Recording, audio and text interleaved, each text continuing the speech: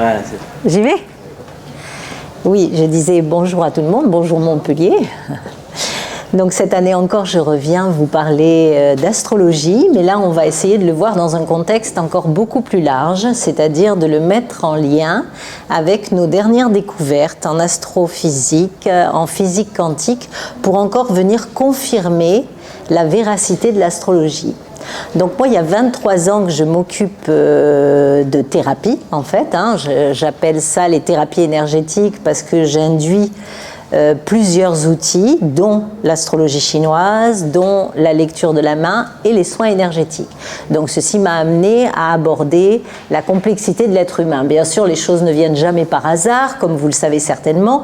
Donc c'est d'abord passé par un travail d'expérience personnelle, de vécu, avec une rencontre assez inattendue et très forte avec l'astrologie, qui disait à un moment donné de ma vie exactement ce qui était en train de m'arriver en fait. Donc ça a commencé comme ça, et puis moi je me suis plus tournée vers l'astrologie chinoise parce qu'il n'y avait aucun pionnier en astrologie chinoise et que j'avais très envie d'aller explorer. Donc là aussi il y a eu une très belle rencontre avec un maître de chinois, philosophe, et j'ai pu comme ça apprendre, débroussailler, aller sur le terrain, faire des milliers de thèmes depuis 23 ans. Et comprendre un petit peu, essayer d'aborder de plus en plus profondément la complexité de l'être humain.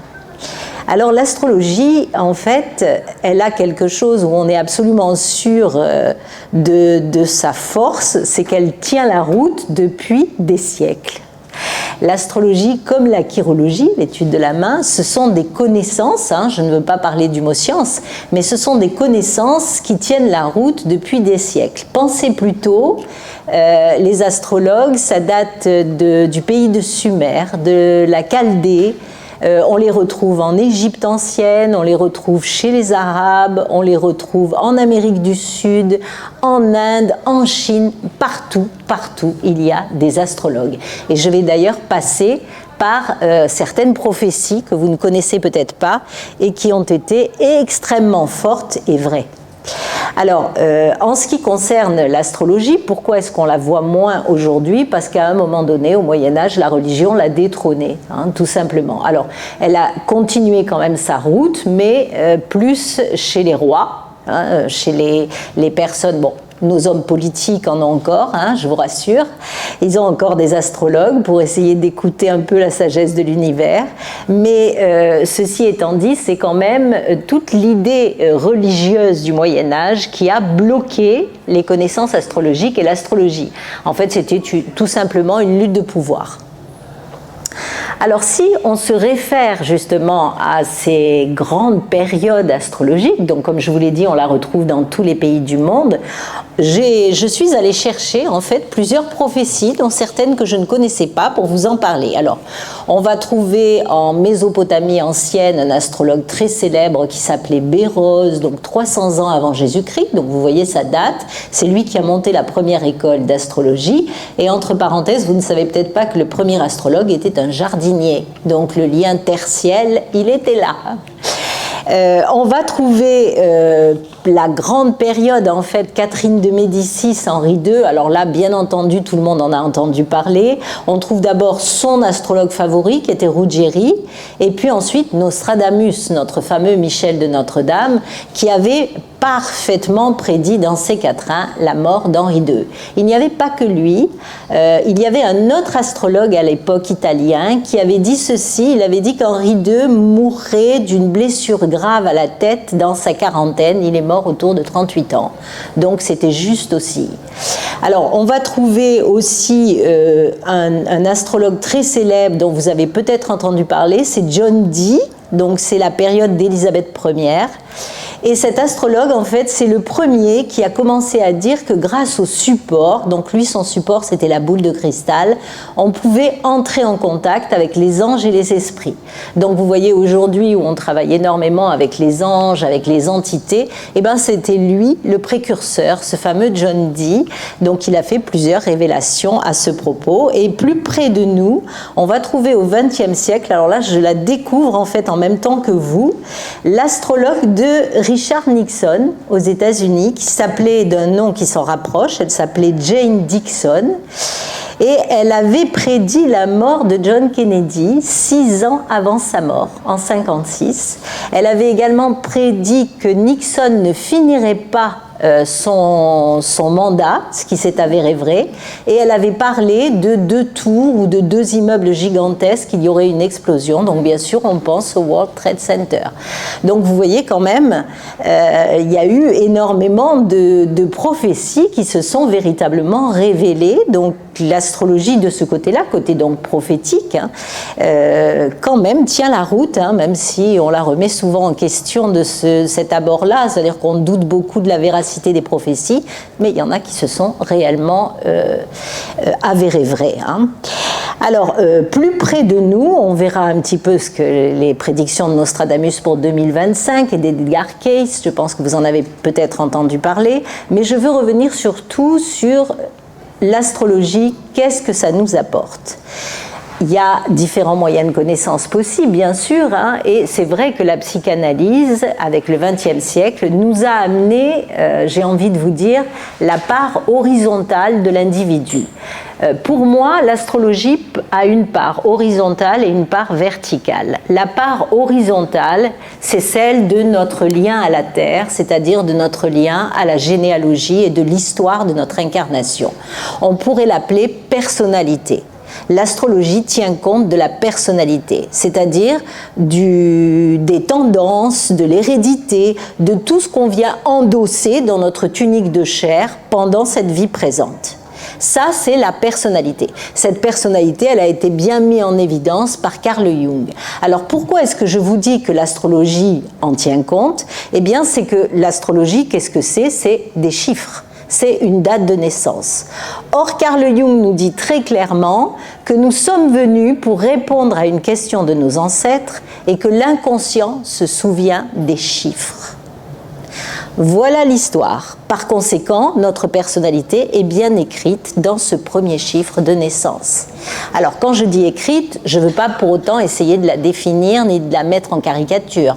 Je veux simplement dire qu'il y a déjà écrit des tendances, des liens sur les non-dits, sur l'hérédité, nos appétences, nos désirs pulsionnels, nos contradictions, qui sont déjà là dans cette personnalité qui vient de débarquer sur la Terre, dans cette tunique de chair. On n'oublie pas que persona vient du mot latin, le masque. C'est donc la protection, ce qu'on vient endosser pour finalement exister dans cette vie. Alors ça, c'est une première chose. Alors là, je vous renvoie par rapport à ce travail du chiffre, j'en ai beaucoup parlé dans mes conférences, vous les retrouverez sur YouTube, vous pouvez taper YouTube Marina Kner, vous allez retrouver énormément de conférences que j'ai faites sur ce sujet. Et ce qui est certain, c'est qu'il y a des personnes comme Carl Jung, mais des personnes aussi comme Nina Kano, comment paye-t-on les fautes de ses ancêtres, qui en ont beaucoup parlé, qui ont montré même sur des chiffres très précis d'une grand-mère à une petite fille qu'à la même date, on revivait la même chose. Parce qu'effectivement, on n'a que 2 solutions, ou on répète, ou on répare. Donc, l'astrologie, à travers le chiffre, est là pour nous scanner au niveau de la personnalité. Mais pas seulement. L'astrologie, elle est aussi en rapport avec les étoiles. Du reste, on a plusieurs astrologies dans l'astrologie chaldéenne que vous appelez occidentale. On a une astrologie sidérale qui tient compte des étoiles et on a l'astrologie tropicale qui tient plus compte des cycles des saisons. Alors, je vous parlerai un petit peu après de la chinoise qui est encore un peu différente. Mais donc, par conséquent, la deuxième astrologie, elle fait référence à cette phrase d'un sage indien qui dit « Les astres et toutes les planètes sont le reflet de ce que nous sommes à l'intérieur ». Eh bien, figurez-vous qu'aujourd'hui, l'astrophysique et la physique quantique ne disent absolument pas le contraire. Elles viennent au contraire infirmer le bien fondé de l'astrologie. Alors, je ne sais pas si vous suivez de temps en temps des vidéos, puisque maintenant, quand même, on a beaucoup d'accès possibles, mais vous avez par exemple David Elbaz qui fait des conférences sur l'astrophysique et qui nous explique que la galaxie, elle a finalement la même histoire que l'être humain. Elle est née au niveau du Big Bang, il y a des galaxies pouponnières, Elle va arriver à l'adolescence, elle va éclater, elle va faire des milliers de galaxies, puis elle va vieillir, c'est le problème actuel, hein, puisqu'on sait qu'aujourd'hui, au lieu qu'il y ait 100 000 étoiles secondes qui naissent, il n'y en a plus que 10 000, et on ne sait pas pourquoi.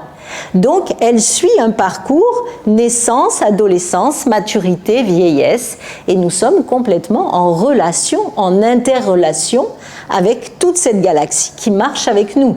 C'est la phrase du poète Atahualpa Yupanqui qui dit « Je vais par ce cosmos sauvage et je marche avec lui, je chemine avec lui ».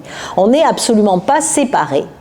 Et quid alors de la physique quantique, puisque déjà on a cette interrelation entre galaxies, univers et nous, qui prouve que l'astrologie ne se trompe pas en étudiant les étoiles, on est effectivement en lien constant, mais on va en rajouter encore avec la physique quantique, dite la physique lumineuse. Là aussi je vous renvoie à des vidéos de Philippe Guillemant par exemple. Qu'est-ce qu'on a découvert depuis le début du XXe siècle? Eh bien la première chose, je crois que c'est autour de 1905, c'est Max Planck qui se rend compte, en étudiant l'infiniment petit, que ça ne fonctionne pas comme on croyait.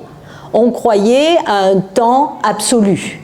On croyait que les quarks, les photons, ne bougeaient pas, ou du moins n'obéissaient qu'à une certaine forme de variation. Et on se rend compte que c'est pas du tout comme ça. On se rend compte que, en fait, il y a une plasticité dans l'univers, que le temps est relatif, que la conscience, alors ça va être les dernières expériences, n'est pas dans le cerveau. Grande ouverture. Si la conscience n'est pas dans le cerveau, où est-elle? Ça, c'est toutes les expériences NDE. Hein. Et donc, à ce moment-là, la conscience est partout. La conscience est dans tout l'univers. C'est en fait nous qui avons comme travail de capter la conscience de l'univers. Et le vide n'est pas vide, il est plein. Puisque le temps n'existe plus, puisque la conscience est partout. Et qu'est-ce que c'est que la conscience? Sinon peut-être le lien avec un supraconscient, avec le plan divin, si on veut l'appeler comme ça.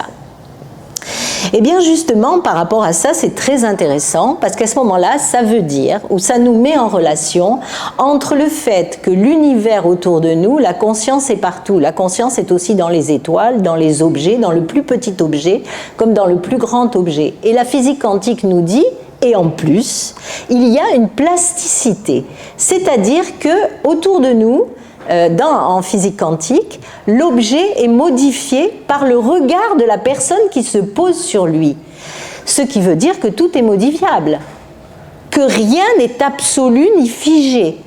Tout est vibration, tout peut bouger, tout est... comment est-ce que je pourrais dire ça? Oui, tout est vibration, voilà, tout remue, tout bouge tout le temps. Et ils en sont arrivés en physique quantique à dire, à ce moment-là, il y a peut-être même les fameux trous de verre, les multivers. Peut-être que tout le monde en a plus ou moins entendu parler. Et qu'est-ce que c'est que ces multivers? Bon, on n'en est pas encore complètement certain, mais ce serait la possibilité qu'il y ait d'autres temps à côté d'une autre, qu'il y ait des temps parallèles. Et bien, figurez-vous que dans l'ancienne Chine, on disait qu'il y avait un autre monde à l'envers d'une autre qui marchait en même temps. Alors c'est amusant parce qu'en fait, vous voyez, on ne fait que redécouvrir un cycle des choses qui existaient déjà, l'interrelation avec les étoiles, le fait que la conscience est partout, le fait que tout est vibration, le fait qu'il y a d'autres mondes à côté, et ils vont encore plus loin, les nouveaux physiciens, ils disent que le futur est déjà écrit, mais qu'on peut légèrement le modifier. On passerait par le trou de verre et on le modifierait. C'est pourquoi je dis que tous ces anciens prophètes dont je viens de vous parler, ces anciens astrologues qui ont donc fait des prédictions extraordinaires grâce aux boules de cristal ou grâce à l'eau, parce que l'eau, bien sûr, c'est aussi les mémoires, hein, on le sait maintenant. Et par exemple, Nostradamus, il lisait dans une vasque d'eau sous la lune le soir. En fait, il se penchait sur l'eau dans sa vasque, il regardait la lune reflétée dedans et il lisait l'avenir. Vous savez que Nostradamus était aussi un apothicaire, un médecin, un astrologue, un guérisseur, bref, un chaman magnifique. Mais pour parler de chamans qui ont vraiment percé le temps et qui sont, à mon avis, d'ailleurs je vais faire mes stages initiatiques là-dessus, qui sont des voyageurs du temps, ce qui montre bien que là aussi, ce qu'on découvre aujourd'hui, que le temps est relatif, le temps n'existe pas, hein, et bien c'est Merlin. Merlin l'enchanteur, il ne parle que d'un futur, que des astres qui sont à côté de nous, Par exemple, dans une des histoires de Merlin, Arthur lui dit « Oui, oui, tu me parles d'étoiles, tu dis que je suis proche des étoiles, mais elles sont loin, les étoiles dans le ciel. » Et alors, il dit rien, et puis le lendemain matin, quand Arthur se réveille, il voit une étoile couchée à côté de lui, pour lui montrer qu'il n'y a aucune distance, que c'est nous qui créons les distances. C'est justement ce qu'on découvre, tout est relatif. Et donc, à ce moment-là, l'astrologie, elle prend toutes ses lettres de noblesse, à savoir qu'il y a deux dimensions dans le thème. La dimension horizontale, celle dont je viens de vous parler, qui est celle de la personnalité, c'est-à-dire caractère, tendance, génétique, généalogie, non dit généalogique, inconscient, qu'on retrouvera dans le chiffre, et il y a l'individualité, c'est-à-dire notre axe vertical qui nous relie aux étoiles et qui nous relie au plan divin, à la supraconscience. Et par conséquent, là, alors, on a quelque chose quand même de super, parce que entre les deux dimensions, on peut vraiment aller un petit peu travailler sur soi. Alors, je vais un petit peu quand même vous parler de la chinoise avant d'arriver plus vers les prophéties de l'année 2025 qui intéressent toujours tout le monde. En ce qui concerne la chinoise, elle est très ancienne aussi, la chinoise. Par contre, elle ne fonctionne pas tout à fait comme l'astrologie classique. Alors, la chinoise, on en trouve des traces au XVe siècle avant Jésus-Christ. C'est très ancien. On tirait déjà le Yiking à l'époque et on connaissait les 4 colonnes. Donc, elle se base sur la révolution de Jupiter, donc les planètes autour du Soleil, qui fait sa révolution en 12 ans et on va trouver la grande révolution de Jupiter au bout de 60 ans. Tout ça, c'est connu, c'est constaté. Alors, à partir de ce cycle de 60, qui revient indéfiniment depuis l'Empereur jaune, donc plusieurs milliers d'années avant Jésus-Christ, on va avoir, nous, l'année, le mois, le jour et l'heure de naissance qui vont se décliner et qui vont donner ce qu'on appelle les 4 colonnes du destin. Alors ça, c'est absolument prodigieux, c'est une merveille de l'astrologie chinoise. Considérez que vous êtes 4 images cosmiques, comme si on ouvrait une télé personnelle et on vous voit entièrement à travers ces 4 images cosmiques. Alors ne vous y trompez pas, ça peut être très beau, comme le feu comme l'eau du fleuve céleste ou le feu qui rayonne du haut du ciel, mais il y a tout dedans, la partie négative comme la partie positive. Par exemple, là je vous parle du feu qui rayonne du haut du ciel, c'est quelque chose qui va très bien aux hommes politiques, c'est un ego superdimensionné aussi, il n'y a pas que le côté soleil. Voilà, donc il faut vraiment bien aller analyser l'intérieur des 4 colonnes, parce qu'en fait c'est une richesse immense, on va pouvoir méditer dessus et mieux se connaître en avançant avec ces images. Mais il n'y a pas que ça, il y a aussi une part généalogique avec les lignes de tension qu'on aborde complètement et sur lesquelles je travaille beaucoup. Il y a les organes, alors ça c'est aussi une autre force de l'astrologie chinoise qui dit que derrière chacun de nos organes il y a un esprit. Il y a l'esprit du foie, il y a l'esprit de la rate, et cet esprit, qu'est-ce que c'est? C'est en lien avec une émotion. Or, nous sommes des êtres d'émotion, qui sommes venus sur Terre pour vivre des émotions, et tant que nous ne les avons pas solutionnées, nous revenons, et nous revenons. Ça se passe comme ça. Et donc, par conséquent, ces émotions, quand elles bloquent, elles vont venir se mettre sur un organe. Et on va avoir, par exemple, des personnes qui sont plus malades du foie. Et on va avoir dans une famille des personnes qui ont très souvent mal à la tête. Il y a des colères rentrées derrière. Parce que le foie, c'est les colères, c'est les frustrations. Donc on va découvrir aussi à travers cette étude organique et énergétique de quoi on est fait, pourquoi on revient. Alors il y a ensuite toute l'étude des étoiles, dans le sens où sous quelle étoile vous êtes né, quelle chance vous avez, quel jour est préférable, tout ce qui est biorhythme. Et puis il y a un grand tableau qui revient chaque année et qui nous permet d'aller couler avec la rivière de la vie, c'est-à-dire qu'on va être dans telle ou telle maison et selon la maison où on est en opposition à nos chiffres de base ou au contraire en accord. Ensuite il y a bien sûr les animaux. Les fameux animaux, donc les animaux qui sont au nombre de 12, comme en astrologie chaldéenne classique, mais ce ne sont pas du tout les mêmes et ils ne portent pas du tout les mêmes histoires. Alors, vous savez que là, en 2024, nous sommes rentrés dans l'année du dragon. Donc, c'était le premier animal qui sortait de l'ordinaire. Le dragon, c'est un animal qui n'existe pas, enfin pour moi, il a existé. j'en suis sûre, mais en principe, on n'a pas trouvé aucun vestige, aucun ossement qui serait en rapport avec le dragon, bien que les dragons soient décrits dans tous les pays du monde. Hein.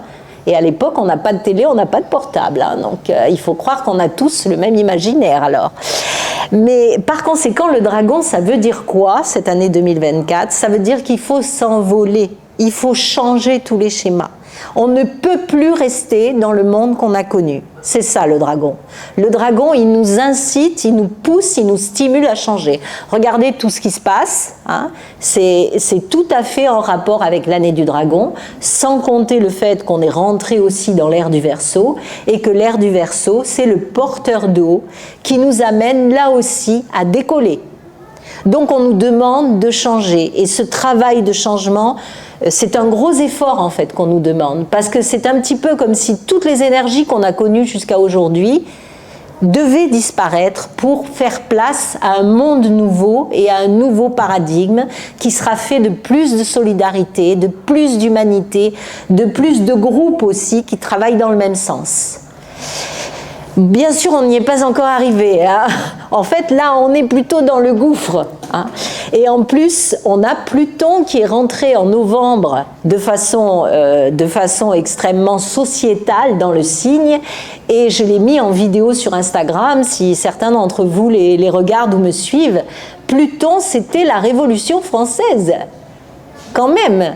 Ça veut dire qu'on est rentré dans une période où on a eu quelque chose comme une explosion. Pluton, c'est électrique, hein, c'est comme Uranus.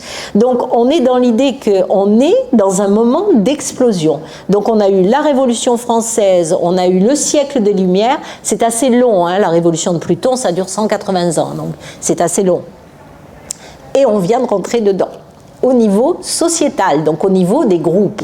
Alors ça, c'est une chose, donc un nouveau paradigme, passer par quelque chose qui remue tout, qui nettoie tout.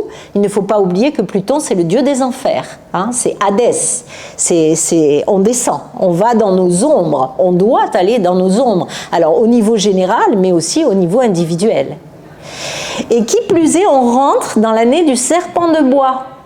Le serpent de bois, pour moi, c'est un défi qu'on nous lance. Dans le sens où déjà, dragon et serpent, c'est deux animaux qui n'ont pas de colonne vertébrale, hein, très peu en tout cas, et qui doivent s'adapter. Alors le dragon s'envole, nous montre un chemin, et le serpent, ça sera l'adaptabilité. Et l'année suivante, donc on sera en 2026, c'est l'année du cheval de feu, qui est toujours une année très forte dans le sens des destructions. Donc il est certain qu'on a devant nous une année pour s'adapter, pour changer et pour faire preuve de diplomatie, parce que le serpent, c'est le signe des grands diplomates.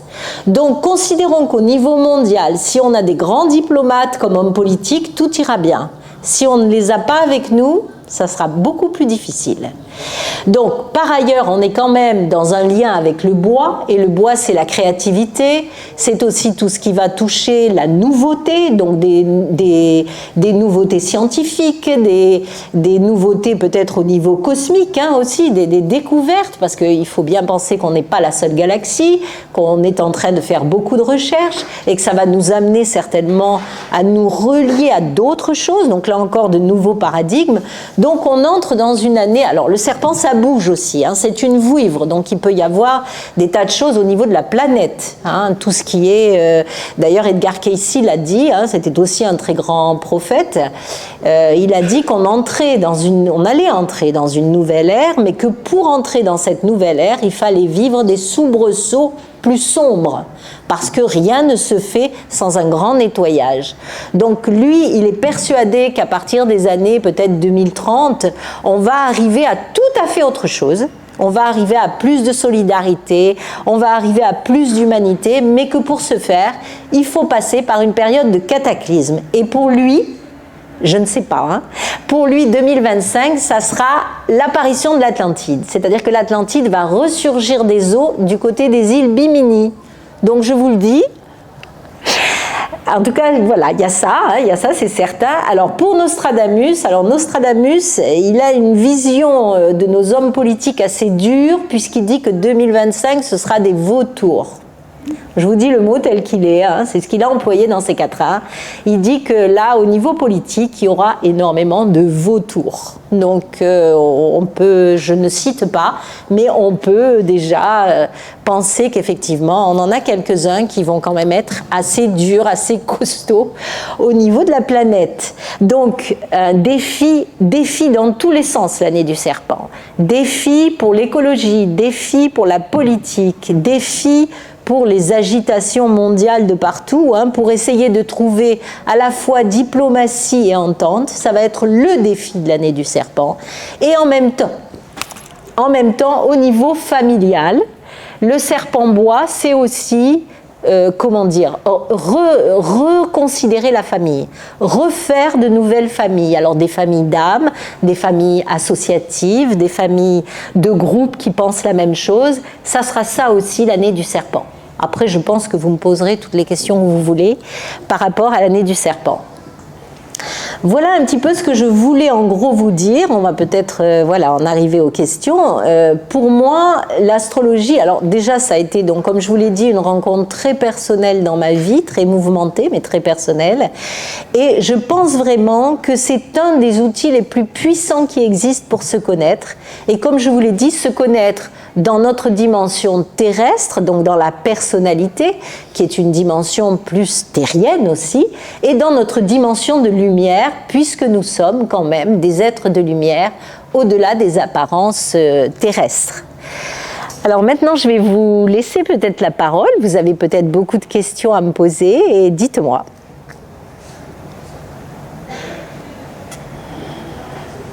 Oui. Je vais vous passer le micro. Ok. Ah, il y en a un là-bas. Ah, il y en a un là-bas. Ah.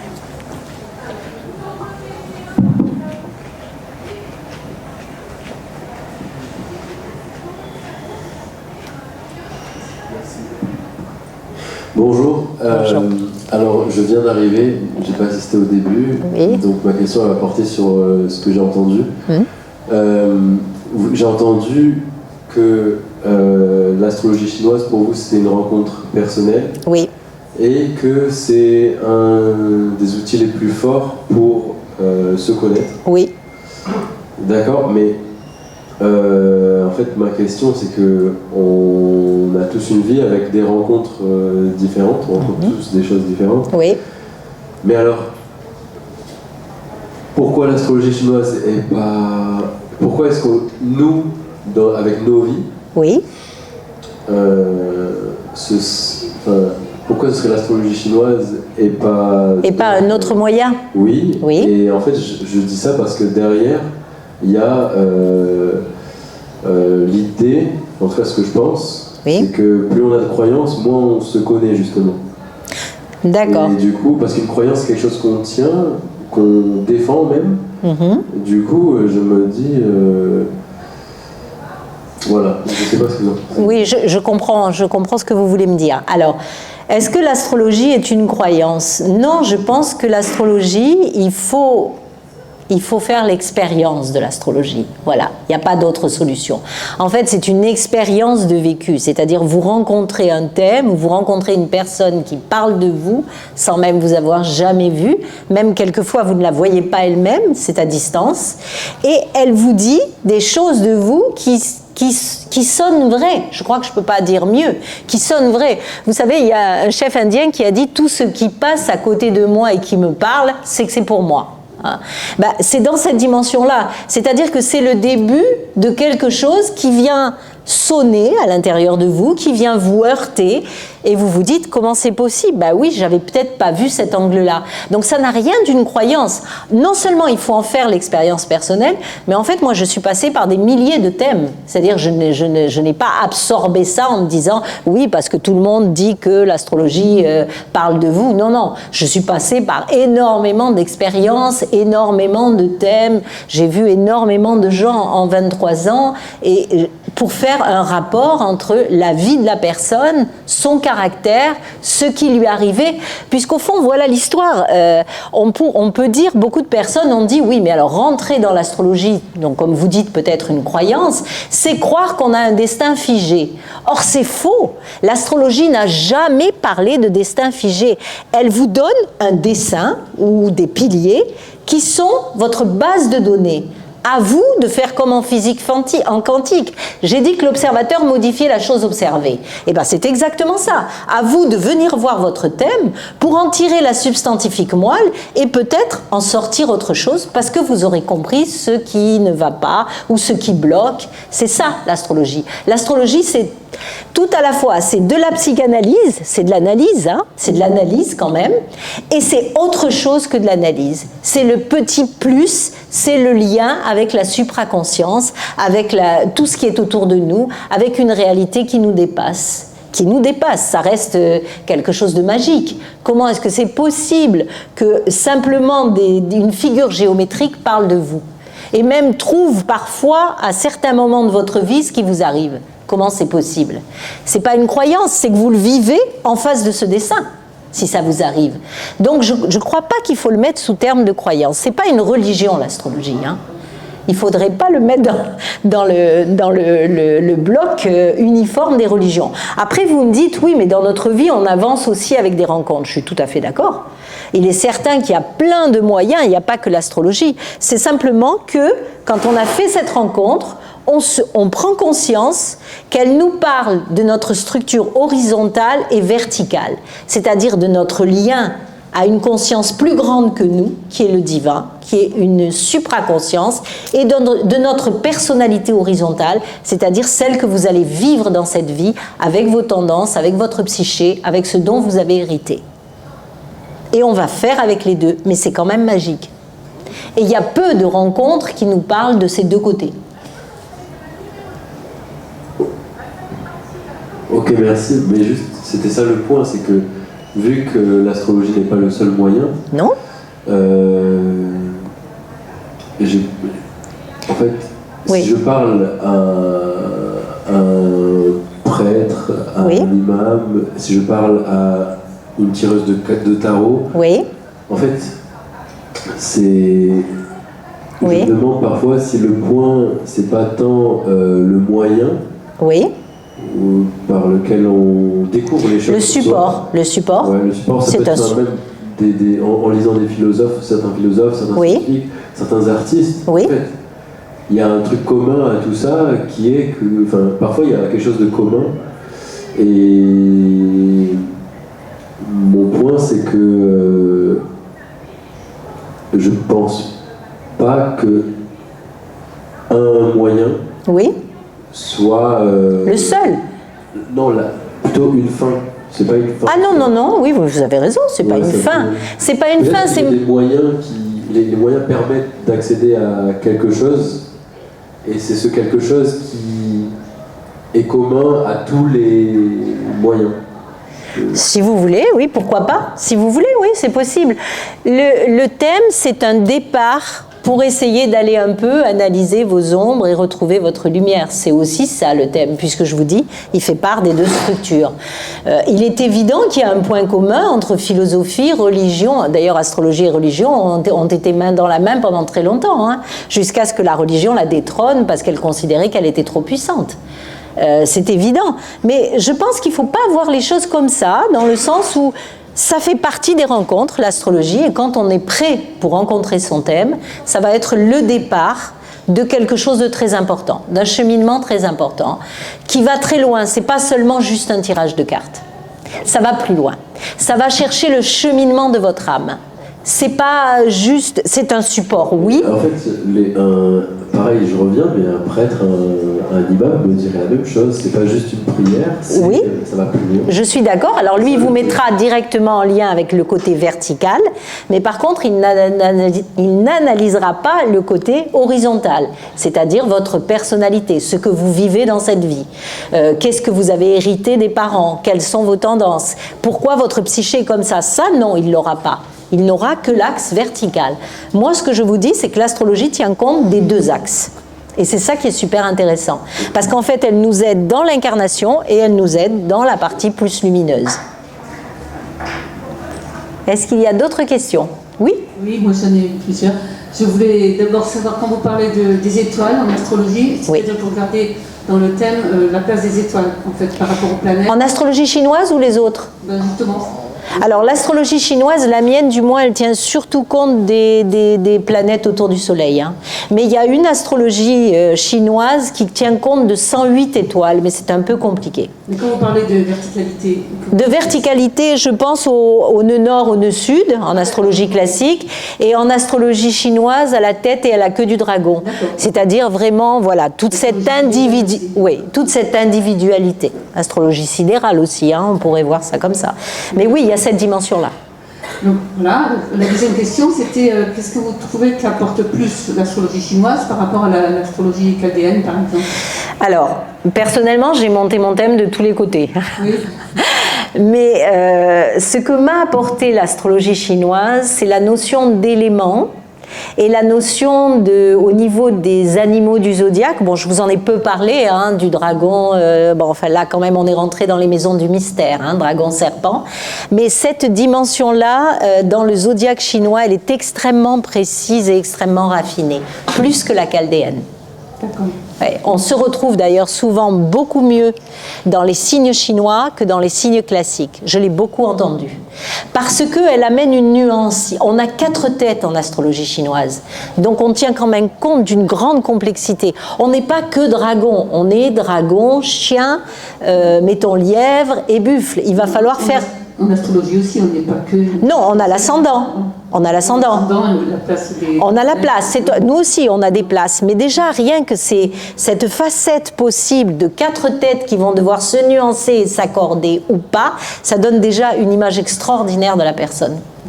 Et puis les 4 colonnes, c'est une merveille quand même. C'est une méditation poétique qui vous incite, comme je l'ai écrit dans mon livre, à venir faire votre maison intérieure, à venir vraiment la bâtir. On appelle ça les piliers du destin. Donc ça, c'est un côté géant, hein, c'est sûr. D'accord, ouais. Merci. Et le titre de votre conférence, c'est la chiromancie. Alors oui, c'est vrai, j'ai peu parlé. Alors vous retrouverez quand même, si vous allez sur YouTube, vous scannez, on a mis le scan pour s'inscrire. Donc là, vous allez avoir beaucoup de vidéos, dont des vidéos que sur la chiromancie, chirologie. Alors la chirologie, je sais pas, j'ai l'impression que... Hein? Bon, attendez, je mets peut-être... Non. Il y a quelque chose qui, tout d'un coup, enlève le son. Oui, mais je sais pas. Vous voyez, on va peut-être changer de micro parce que celui-là ne marche plus. Merci. Là, vous m'entendez, oui, c'est bon. Oui, alors la chiromancie, elle est très ancienne aussi. C'est les Védas, donc on est en Inde. Hein, c'est les premières personnes, d'ailleurs on le voit dans les Védas, qui sont des textes sacrés, qu'à l'époque, celui qui lisait les mains était un personnage aussi réputé qu'un docteur. C'est-à-dire qu'il pouvait vous dire votre longévité, quelle maladie vous avez, comment vous soignez, quel était votre tempérament. Il faudra attendre, c'est très long en fait, la chiromancie pour qu'elle arrive jusqu'à nous, mais ça nous vient de la Grèce et ça nous vient d'Alexandre, hein, qui était un surdoué, hein, tout le monde le sait. Donc il nous a même écrit un petit livre en latin, hein, Alexandre, et c'est lui qui nous l'a fait arriver au bassin méditerranéen. Donc après, on va trouver les autodafés, c'est-à-dire que le Moyen-Âge et la religion vont tout brûler. On n'aura aucun des premiers textes écrits et des observations sur les mains. Et on attendra en fait le XVe siècle avec un Italien qui s'appelle Bartolomeo Cocles qui va revenir à la charge et dire il y a des choses à comprendre sur les mains. Alors après, vous savez, c'est les siècles des tables tournantes, du fluide. Alors là, on étudie tout s'ouvre. C'est un peu le contraire d'aujourd'hui. Hein. C'était pas du tout sectaire. Donc à partir de là, on va avoir véritablement un livre qui est les travaux de 2 hommes, un physicien belge, il s'appelle Lavater, qui étudie le fluide, et là-dessus, on va avoir les premières observations des mains et classification des formes de doigts. Et ensuite, au XXe, donc ça commence à être repris, mais c'est très peu connu les mains, très peu connu en fait en France. Il y a énormément d'écoles sur les mains au Canada et en Angleterre, mais absolument pas en France. Hein. Donc maintenant, je vous propose une formation sur les mains, une formation sur l'astro, une formation sur les soins, puisque c'est mes 3 donnes. Les mains, le XXe siècle, c'est Carl Jung qui a dit que la main était révélatrice de nos tendances et de notre psyché. Et c'est certain que les mains, nos deux mains, sont en relation avec les deux hémisphères, donc cerveau gauche, cerveau droit. Donc quelque part, les lignes, ou les petites lignes, surtout les petits signes, inscrivent toutes nos émotions vécues sur la paume de la main. Donc il y a tout cet aspect-là. Donc là, on commence à y revenir, à étudier, je vous dis, surtout au Canada, les mains, mais ça reste un outil fabuleux et direct. Après, ça n'est pas un thème astral, hein, c'est pas, ça, voilà. Mais sur les tendances, sur la psyché, sur les formes des mains qui nous donnent beaucoup le caractère et vers quoi nous allons, hein, ça c'est très intéressant. Oui, il y avait quand même des gitans qui ont quand même gardé. Alors voilà, alors les gitans, ça vient des Indes, hein, direct, hein, ça vient des Védas encore une fois, et puis après elles en ont fait leur façon à elles de voir, c'est-à-dire que bon, il y a aussi un côté un petit peu plus fataliste. Aujourd'hui, on sait que c'est pas si fataliste que ça les mains. Hein. On a la main gauche et la main droite qui s'inscrivent différemment. On a le conscient et l'inconscient. Donc toujours pareil, on a remarqué que quand on lisait des mains chez des enfants qui avaient un problème et que on les aidait à travers ce qu'on avait vu, et ben la main se rectifiait à droite. Ce qui est quand même extraordinaire. Donc comme quoi le corps, encore une fois, tout est vibration, tout est information, hein, ce que je vous disais tout à l'heure. Donc il y a des choses qui peuvent bouger, rien n'est figé. Voilà. Oui, Marina, par rapport au serpent, oui. Avec cette notion terrestre et au-delà. Oui. Donc on peut voir que le serpent, il est représenté sur le caducée des pharmaciens, des infirmiers et des médecins. Donc ça, c'est Hermès Mercure. Voilà, donc ça c'est pour le terrestre. Oui. La partie spirituelle, voire religieuse, le serpent au jardin d'Éden. Alors voilà, on l'attend. Alors donc ça c'était juste une réflexion, et ensuite la question portera sur des thèmes astro sur nos chefs d'État, donc notamment Xi Jinping, Poutine, Macron, Netanyahou.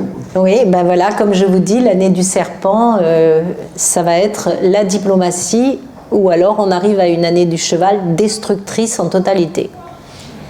Voilà.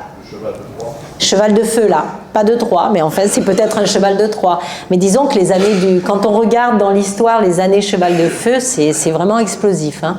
Donc je sais pas, j'ai l'impression qu'on nous donne à la fois une trêve et un défi. On nous dit bon ben là, il faut tout faire pour s'entendre. Il faut tout faire pour s'entendre. Et c'est vrai qu'on voit bien hein, que le feu arrive de partout, là, comme vous dites, comme tu dis plutôt, Corée du Nord, tout. On ne sait pas non plus ce qui va se passer avec Trump. On ne sait pas comment il va solutionner la guerre en Ukraine. Donc on a vraiment, et en France c'est le désordre aussi, hein. Donc on est vraiment dans l'idée d'un désordre. Maintenant le désordre c'est pour de l'ordre, hein. Et comme je vous dis, il faut passer par l'ombre pour arriver à la lumière. Mais ça risque d'être une année de transition et de défi. Ce qui veut dire que ça va nous mettre nous aussi au défi, hein. Ça ne sera pas que général, que politique. Nous aussi, à l'intérieur de nous, on se sentira peut-être un peu piégé, peut-être avec beaucoup de choses à nettoyer. Ça risque d'être ça. Mais je fais confiance au bois parce que c'est quand même pas une année serpent de feu. Hein. Une année serpent bois, ça a un côté aussi très créatif, très inventif. Donc ça, c'est bien. Mais je sais qu'on va passer par une année de défi, c'est certain. Un grand défi. Voilà, après, est-ce que vous avez d'autres questions? Bonjour. Bonjour. C'est une question en référence à ce que vous avez dit à un moment quand vous parliez du 15e et au moment où en fait on ne séparait... Du 15e siècle? Oui. Oui. On séparait moins les disciplines. Ah, plus récemment même, 18e, là, le siècle des Lumières, c'est vrai. Oui. En fait, le problème que je rencontre personnellement, je parlais fort comme ça. Le problème que je rencontre personnellement, c'est que je me demande si on n'est pas en train de perpétuer justement ce qui peut nous gêner. En tout cas, je vous suis sur le fait qu'il faut arrêter de séparer les disciplines, séparer sciences, astronomie, absolument, etc. Absolument. Mais j'ai l'impression que ceux qui font des sciences et qui sont enfermés là-dedans ne jurent que par la rationalité et des règles logiques binaires occidentales. Oui. Et ceux qui baignent beaucoup plus dans l'astrologie, voilà, à côté il y a une conférence sur le tirage de cartes, au contraire abandonnent peut-être un peu trop la rigueur des lois logiques et de la contradiction. Lorsque je vous entends discuter de l'année du serpent, n'importe quelle personne pour qui on va dire la rationalité compte en premier lieu, ne vous suivrait pas, puisqu'il pourrait simplement vous dire que chaque année, on peut repérer dans le monde des éléments qui font référence à une ambiance de feu ou au contraire une ambiance de bois. Je sais pas si vous voyez. Oui, je comprends très bien ce que vous voulez dire. Après, sincèrement, j'ai parlé tout à l'heure de la physique lumineuse. J'en tiens compte, moi. Hein. Je laisse pas de côté la logique cartésienne du tout. Si vous écoutez les vidéos de Philippe Guillemant, lui, il met complètement en lien astrologie, invisible et physique. Hein. C'est pas du tout séparé. Hein. Oui, donc voilà. Après, l'année du serpent, ce que je vois moi, c'est plus dans une symbolique des animaux. C'est là-dessus que je me base. Jusqu'à maintenant, on a eu des animaux qui vivaient sur la terre. Depuis le dragon, non. Le dragon, ça y est, là, cette année. Toute cette année, c'était une année dragon. Ça veut dire qu'il faut s'envoler. 2024, c'était une année dragon. Hein. Donc le dragon, c'est un animal futuriste, c'est un animal qui doit se réinventer, qui est novateur et qui en même temps a un côté un peu de douleur aussi. Hein. Alors c'est vraiment parfait que vous disiez ça, parce que là j'ai une question un peu plus personnelle, mais je pense que vous pourrez me renseigner. C'est que je gardais, on va dire, la piste de l'astrologie comme future ouverture, mais je me sentais pas assez mature, je dirais, ou assez ouvert. Oui. Je savais que j'avais besoin d'ouverture pour comprendre et pas simplement confirmer tout ce que je voyais par l'astrologie. D'accord. Et il se trouve qu'en janvier 2024, c'est la première fois de ma vie que je fais un rêve comme celui-ci et je rêve que je me transforme en dragon. Et ils vous ont parlé. Je sais pas qui. Mais les dragons. Les dragons. J'aimerais beaucoup savoir si, là vous vous dites, ils vous ont parlé, qui sont-ils? Les dragons, l'entité dragon. C'est-à-dire l'entité dragon, on peut dire, si on regarde les choses de façon symbolique, c'est justement de se renouveler complètement, de passer à travers les épreuves et les douleurs pour s'envoler de sa vie, pour passer à autre chose. Quelque part, on est venu vous dire ça. C'est les dragons. Il y a des personnes qui parlent avec les dragons. Hein. Il y a des stages qui sont faits avec ça. Les dragons, ce sont comme des... Les dragons sont dans l'invisible, comme tout. Hein, ce qu'on disait tout à l'heure, à savoir qu'autour de nous, la réalité, on est bien loin de la connaître, en fait, la réalité avec un grand R. Hein. Et si on estime, si on accepte l'idée de ces fameux trous de verre et multivers, à ce moment-là, on a les mondes parallèles qui existent, on a d'autres mondes, on a les mondes inversés. Bon, on n'est pas obligé d'accepter, hein, c'est pas encore démontré comme les trous noirs, mais ça viendra peut-être. Hein. Les trous noirs, pendant un grand temps, ça a été théorique. Et maintenant, on les a vraiment vus dans le cosmos. Ça va peut-être être pareil pour les multivers. À ce moment-là, on va avoir des dimensions qui vont s'ouvrir, qui sont insoupçonnées. Et bien peut-être que les dragons sont dans une autre dimension, dans un monde parallèle. Si vous avez regardé Interstellar ou l'Histoire sans fin, voilà, c'est des films qui... Dernière question, après je laisse le micro. Oui, dites-moi. Est-ce que vous ne pensez pas que justement le fait d'un peu trop s'appuyer sur la physique théorique contemporaine, ça n'appauvrit pas justement ces domaines comme l'astrologie, parce qu'au final, on dirait qu'il y a une recherche de crédibilité à travers les sciences, alors même que la symbolique suffit quand on est ouvert à ça. Absolument, vous avez raison, la symbolique suffit. Mais bon, aujourd'hui, il faut donner des explications. Mais la symbolique suffit, vous avez raison. La symbolique suffit, mais j'ai l'impression que du coup, elle peut s'enrichir. Finalement, je me demandais comment l'astrologie se mettait à jour avec du coup, les découvertes, parce qu'on se comprend sur, justement, il y a un trou noir au milieu de la galaxie, il y a des galaxies. Parce que finalement j'ai l'impression que l'astrologie s'est formée à base de uniquement ce qu'on voyait, Oui, l'astrologie et l'astronomie ont fait cause commune pendant longtemps, jusqu'à ce que l'astronomie et la science, 18e, là par là, ça commence à la détrôner.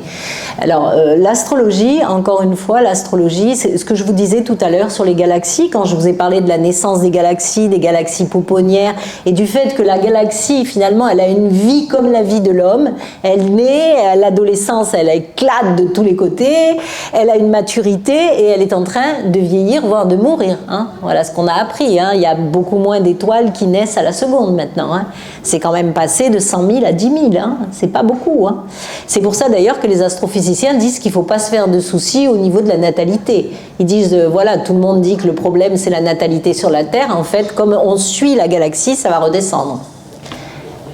Et donc l'idée, pour moi, ça n'appauvrit pas dans le sens où au contraire, ça vient encore appuyer le fait que tout est interrelié. Et le fait que la Voie lactée elle rencontre la galaxie d'Andromède dans 4 milliards d'années, qu'est-ce que ça... on y sera peut-être encore, mais sous d'autres personnages. Hein, on viendra peut-être relier. Alors là, je ne me suis pas trop penchée sur le problème. Je me suis plus penchée. Mais après, oui, moi, je pense qu'il y a d'autres, comme je vous disais tout à l'heure, il y a d'autres mondes parallèles. On n'est certainement pas les seuls dans cet univers. Voilà, bon, après, je ne veux pas me lancer sur les extraterrestres et tout, mais voilà, on n'est pas les seuls, donc pourquoi pas la galaxie d'Andromède, hein? Pourquoi pas? Est-ce qu'il y aura une rencontre? De toute façon, on va vers autre chose, c'est évident, c'est évident. C'est évident. Après, ben voilà, là on est dans des années un peu d'ombre, entre guillemets, où il nous faut prendre notre envol, où il faut beaucoup travailler en association, en groupe, en recherche. En fait, il faut essayer de regrouper les idées, de faire des égrégores, hein, de faire des entités lumineuses pour que ça aide et que ça allume des lumières partout dans le monde. C'est ça le travail que nous avons à faire. Hein. Nous sommes incarnés pour ça.